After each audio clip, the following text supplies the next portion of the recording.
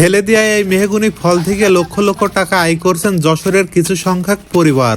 ওষুধ, কীটনাশক, বাচ্চাদের খেলনা এবং অবশিষ্ট অংশ জ্বালানি হিসেবে ব্যবহার করা হয় মেহগনির এই ফল থেকে। ইন্ডিয়াতে প্রচুর পরিমাণে রপ্তানি করা হয় এই মেহগনির ফল। তো দর্শক, আজকে আপনাদেরকে দেখাবো এই মেহগনির ফল দিয়ে কি কি তৈরি করা হয়। আসসালামু আলাইকুম কাকা। ওয়ালাইকুম কাকা আসসালাম। ভালো আছেন? হ্যাঁ, কাকা এটা কি ফাটাচ্ছেন কাকা? এটা মেহগনির ফল। মেহগনির ফল। ও আচ্ছা আচ্ছা। এটা দিয়ে কি হয়? বাংলাদেশে সারা হয় আর কি কি কাজে লাগে এটা দিয়ে? আর ইন্ডিয়ায় যা ওষুধ হয়, ইন্ডিয়ায় ওষুধ হয়। ও আচ্ছা আচ্ছা। ইন্ডিয়া যা ওষুধ হয়।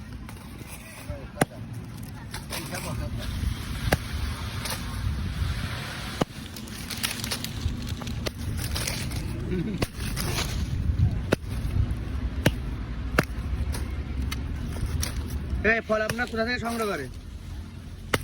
গ্রামগঞ্জে। গ্রামগঞ্জে হচ্ছে। গ্রামগঞ্জে আমি লাগি।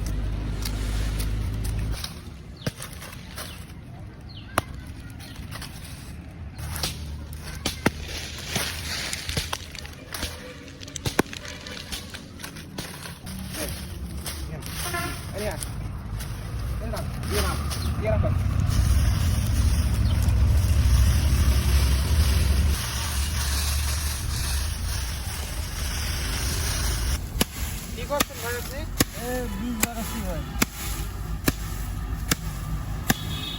এটা কি কাজে লাগে?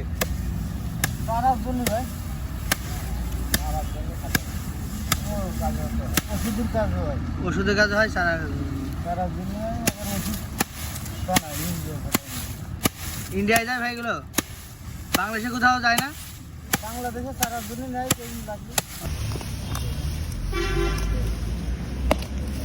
এটা দিয়ে কি হয়? বোট তৈরি হয়। বোট ভাই গুনে গুনে তুলতেছেন মনে হচ্ছে ভাই। হ্যাঁ ভাই, গুনে এই যারা ফাটাইছে একে আলাদা বেতন দিয়ে টাকা দেওয়া লাগে, তো পিস হিসেবে। ও আচ্ছা আচ্ছা। না গুনলি তো জি ভাই ঠিক আছে।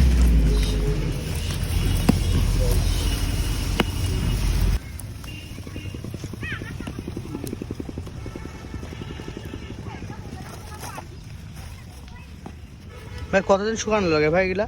3-4 দিনই শুকিয়ে যায়। 3-4 দিনে শুকায় যায়।